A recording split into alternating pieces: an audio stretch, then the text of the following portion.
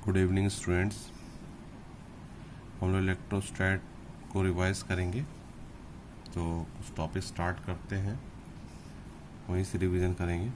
सबसे पहले हम लोग आते हैं कूलम्स लॉ पे। ठीक है, तो कूलम्स लॉ क्या है?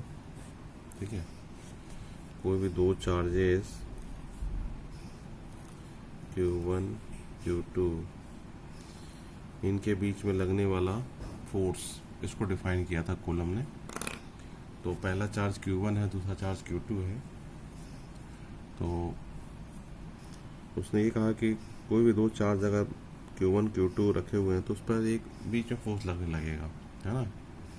और वो जो फोर्स जो होगा वो डायरेक्टली प्रोपोर्शनल टू होगा product of their magnitude of their charges, और and is inversely proportional to square of the distance between them. इसका मतलब फोर्स जो है वो Q1 Q2 के प्रोडक्ट के प्रोपोर्शनल होगा, पहला पॉइंट। दूसरा पॉइंट है F is inversely proportional to 1/r²। अगर हम इन दोनों को कंबाइन कर दें, combine equation 1 and equation 2, we get तो फोर्स किसके प्रोपोर्शनल हो जाएगा? Q1 Q2/r²। क्लियर? अब जब मैं इसको प्रोपोर्शनलिटी को हटाऊंगा तो क्या फॉर्मूला बन जाएगा? फॉर्मूला बनेगा 1 एक नया कांस्टेंट आ जाएगा। उस कांस्टेंट का नाम K भी कुछ बुक्स में लिखा रहता है।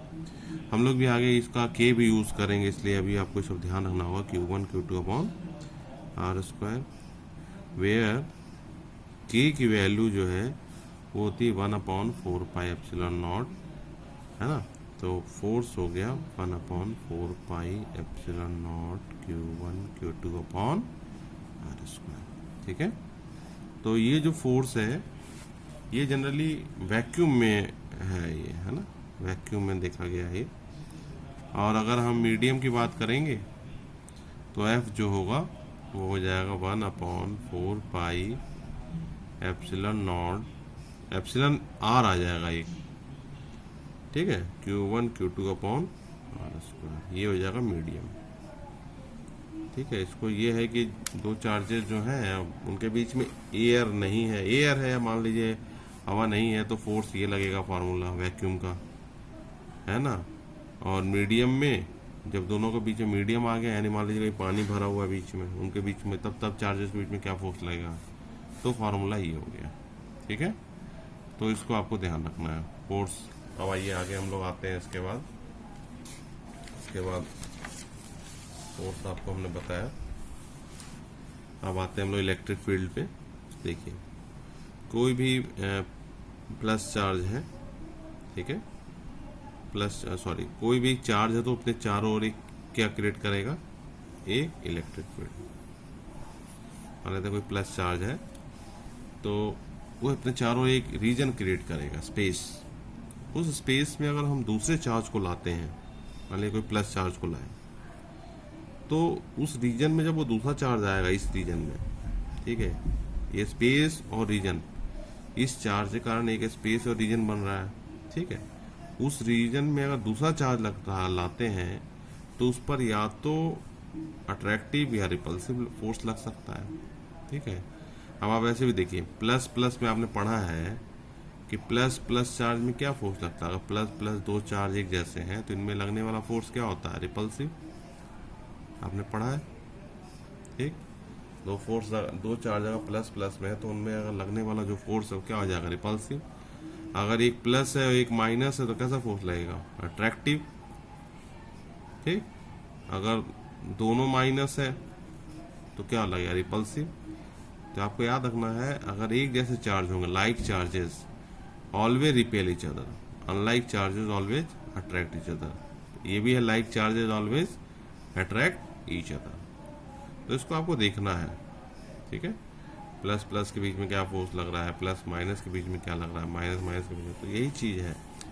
तो इलेक्ट्रिक फील्ड एक चार्ज है, ये चार्ज अपने चारों ओर एक रीजन क्रिएट कर रहा है उस चार्ज, और दूसरा चार्ज अगर हम उसमें लाते हैं, क्लियर, ये Q है और मान लीजिए Q0 लाए, तो इस पे या तो अट्रैक्टिव या रिपल्सिव फोर्स लगना स्टार्ट होता है। अभी तो रिपल्सिव फोर्स लग रहा है, तो हम इस पॉइंट पर फोर्स निकाल लेंगे और उसी टेस्ट, ये इसको टेस्ट चार्ज कहते हैं, जहाँ पे इलेक्ट्रिक फील्ड में जाता है, इसी टेस्ट चार्ज से डिवाइड कर देंगे तो इलेक्ट्रिक फील्ड का मैग्नीट्यूड आ जाएगा। इसका मतलब इलेक्ट्रिक फील्ड इंटेंसिटी हो गया कि फोर्स को टेस्ट चार्ज से डिवाइड कर दिया।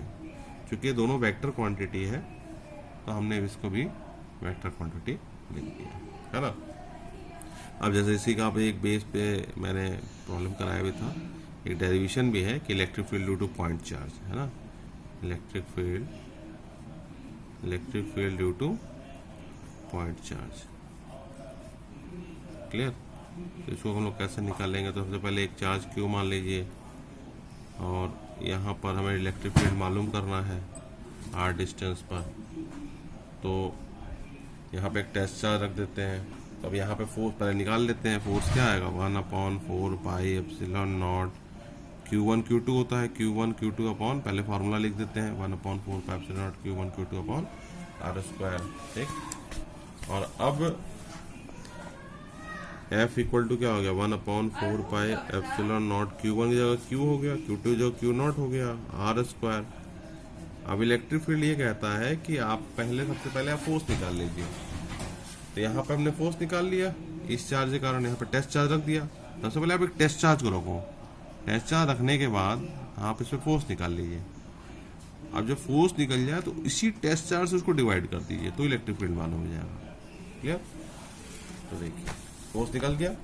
अब इलेक्ट्रिक फील्ड क्या होता है, फोर्स को टेस्ट चार्ज डिवाइड कर देते हैं, तो क्या हो जाएगा 1/4 pi epsilon naught Q naught upon R square upon Q naught cancel हो गया।